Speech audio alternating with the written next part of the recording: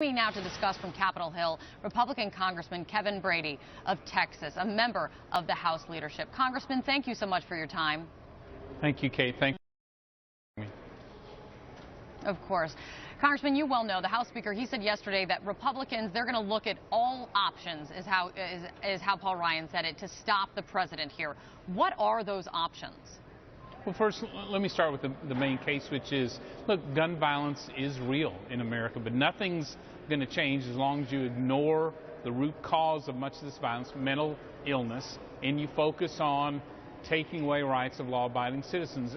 The president, I think, is sincere, but after 7 years of doing virtually nothing, trotting out sort of that same old, outdated, unconstitutional, ineffective ideas, it just won't work if you're ignoring, especially since you're ignoring the mental health care issue. And so we're going to, one, stop this unconstitutional grab, and we're going to focus on some real solutions, which is mental health care.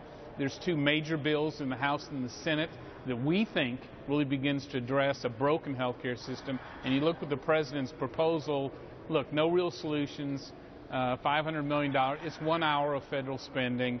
It will not make America 1 ounce safer. I do want to ask you about the mental health care component. It is very important, and I want to get your take on it. But you say first we're going to stop him. How? Are we talking about a legal challenge? We'll be using every constitutional power we have, from legal challenges to the power of the purse to legislation. And I think it's important to point out the American people have a role in this.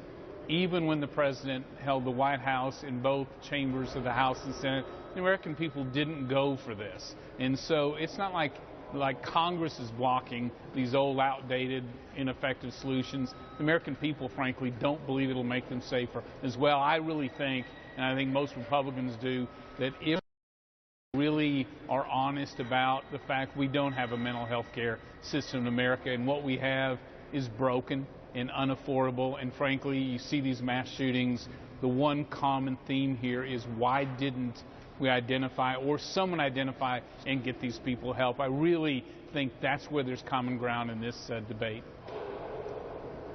On the mental health care component, you say that nothing's going to change as long as he keeps ignoring this aspect of it. He is calling for $500 million, $500 million to put towards this. You say that that is weak. So do you want to see more federal funding in this area? Well, it's a great question. Not all effective programs are determined by the funding, but think about this. No real mental health care reforms in this package, and the equivalent of 1 hour of federal spending assigned to an issue that he believes is so critical to the safety of Americans. It's a drop in the bucket. It isn't applied to where it needs to be. I don't know why the president doesn't sit down with Republicans in the House and Senate and let's really tackle mental health care, because at the end of the day, I think that's where we can make the biggest difference in stopping some of this gun violence and actually making communities safer. We'll see exactly where that conversation goes tonight at this town hall. Congressman Kevin Brady, thanks so much for joining me. I appreciate it. Thank you.